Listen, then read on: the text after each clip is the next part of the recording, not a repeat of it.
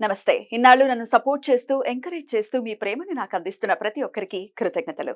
అలాగే ఈ వీడియో కూడా ఖచ్చితంగా మీకు ఉపయోగపడుతుంది. లైక్, షేర్ అండ్ సబ్స్క్రైబ్ చేసి మీ సపోర్ట్‌ని నాకు అందించండి. అలాగే ఈ వీడియో పట్ల మీకున్న అభిప్రాయాన్ని కామెంట్ సెక్షన్‌లో కామెంట్ చేసి తెలియజేయండి.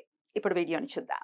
నమస్తే. Welcome to our channel. నేను పద్మిని. ప్రస్తుతం మనతో పాటు ప్రముఖ ఆధ్యాత్మికవేత్త, జ్యోతిష పండితులు, అమ్మవారి సేవకులు, దత్త, గణపతి ఉపాసకులు మురళీధర్ శర్మ గారు మనతో పాటు ఉన్నారు. మాట్లాడదాం. నమస్కారం అండి. మహాదేవ శ్రీమాత్రే నమః. జ్యేష్ఠ బహుళపక్ష చతుర్థి వచ్చేస్తోంది. చవితికి డెఫినెట్ గా ఈ బహుళపక్ష చవితిని సంకష్టహర చతుర్థిగా జరుపుకుంటూ ఉంటాము.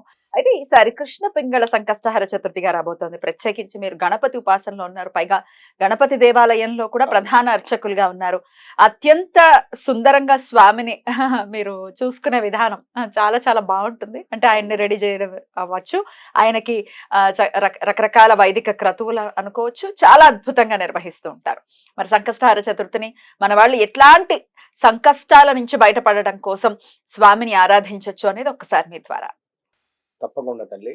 ముఖ్యంగా భౌమవాసరే అంటే మంగళవారము, దీనినే అంగారక చతుర్థిగా చెప్పడం జరుగుతూ ఉంటుంది.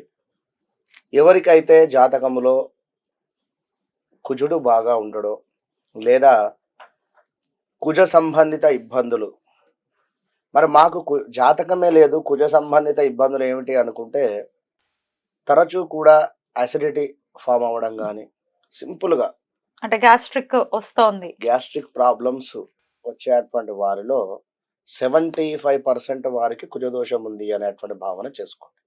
అన్నారా, మాకు జాతకం లేదు, కుజుడు ఉన్నాడా లేదా ఏమిటి తెలియదు అని అనుకునేటువంటి వారికి ఇక్కడ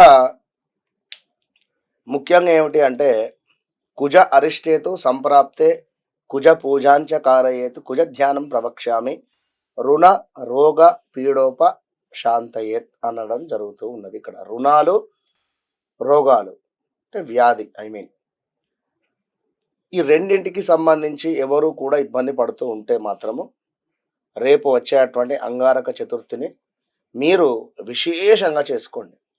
మరి విశేషంగా ఎట్లా అనేటువంటిది ఈ వీడియోలో వీరికి క్లుప్తంగా చెప్పుదాం. ముఖ్యంగా మీకు జాతకం మీకు తెలుసు అనుకున్నట్టయితే కుజుడు ఏ స్థానంలో ఉన్నాడో మీరు గ్రహించుకోండి.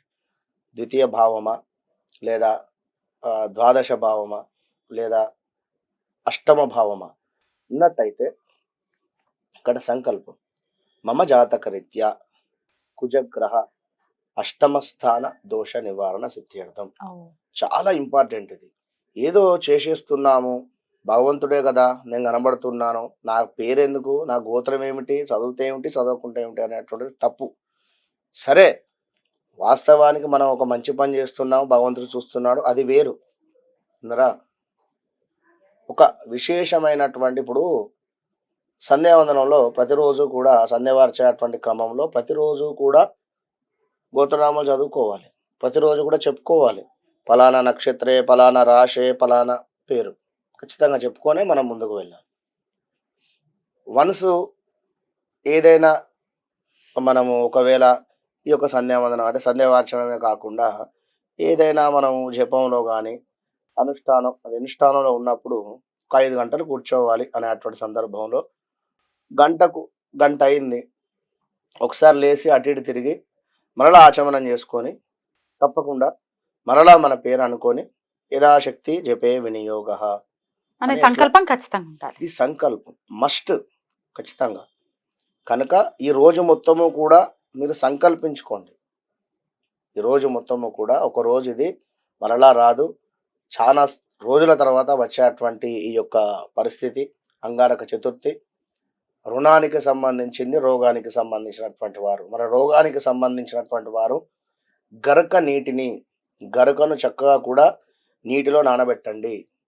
నీటిలో నానబెట్టి ఉదయం నానబెట్టి సాయంకాలము గరక నీటితో గణపతికి అభిషేకం చేయండి. ఇంట్లో ఉన్నటువంటి వినాయకుడికైనా చేసుకోవచ్చు, ఇంట్లో ఉన్నటువంటి వినాయకుడికైనా పర్వాలేదు, లేదా ఎక్కడైనా దేవాలయంలో అయినా పర్వాలేదు. ఇవ్వచ్చా ఆ నీళ్ళను తీసుకువెళ్ళి ఇవ్వండి. సాయంత్రం పూట చేస్తారండి సాయంత్రం పూటనే చేస్తారు. చంద్రుడు కదా, చంద్రుడు ఉన్నాడు కనుకనే, చంద్రుడు ఇంపార్టెంట్ కనుకనే సంకటహర చతుర్థి చంద్రోదయమే మనకు మస్ట్ కనుక. చంద్రోదయం రాత్రి 10ంటికి అవుతుంది ఆ రోజు, అయినప్పటికీ చేస్తారా? ఓకే. ఎప్పుడైనా ప్రదోష కాలంలో అభిషేకం చేయడమే. ఓకే. అంతే. ప్రదోష కాలంలో తప్పకుండా అభిషేకం జరుగుతుంది. ఆ సందర్భంలో ఈ యొక్క గరక నీటిని తీసుకువెళ్ళి ఇవ్వండి. మరొక విషయము, ఒక 7 మిరియాలు, జాజికాయ, జాపత్రి, అదేవిధంగా ఇలాచీలు, ఆ, లవంగాలు, ఎన్ని? కొన్ని. 7 లవంగాలు, 7 ఇలాచీలు, 7 లవంగాలు, ఇంకా వీటన్నిటితో కలిపి కాస్త పచ్చకర్పూరం, ఇవన్నీ కూడా కలిపి చక్కగా కూడా గ్రైండర్ చేయండి. గ్రైండర్ చేస్తే అద్భుతమైనటువంటి సువాసన వస్తుంది. పౌడర్ అయిపోతుంది. ఈ సువాసనను చక్కగా కూడా మీరు రోజ్ వాటర్ లో కలపండి. రోజ్ వాటర్, ద్రవ్యాన్ని, ఆ పౌడర్ మొత్తాన్ని, రోజ్ వాటర్ మీరే మేము క్రియేట్ చేసుకుంటాం అనుకుంటే చక్కగా కూడా సెంటు గులాబీ పూలను తెచ్చుకొని చక్కగా కూడా నమస్కరించుకొని, ఎందుకంటే పువ్వులను ఎప్పుడు కూడా విచ్చకూడదు.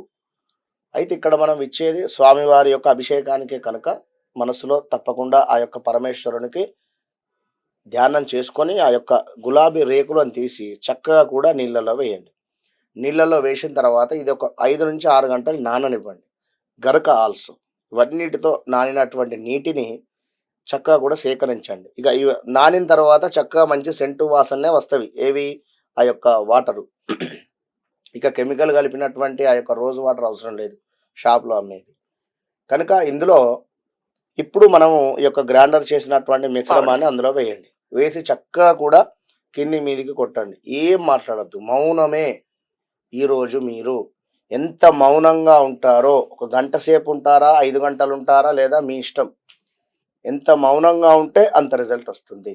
మౌనాన్ని మించినటువంటి పూజ మరొకటి లేదు, 100కు 100% కూడా.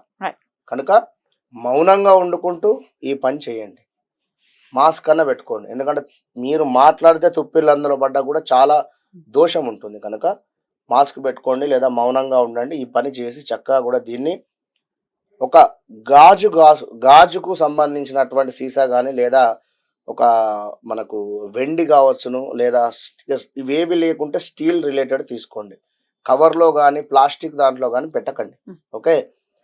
వీటిని ఇప్పుడు మీరు ఉదయము 10 గంటల నుండి మధ్యాహ్నం 3 వరకు సేకరించి మధ్యాహ్నం 3 గంటల నుండి 5 గంటల లోపు దేవాలయంలో సమర్పించండి.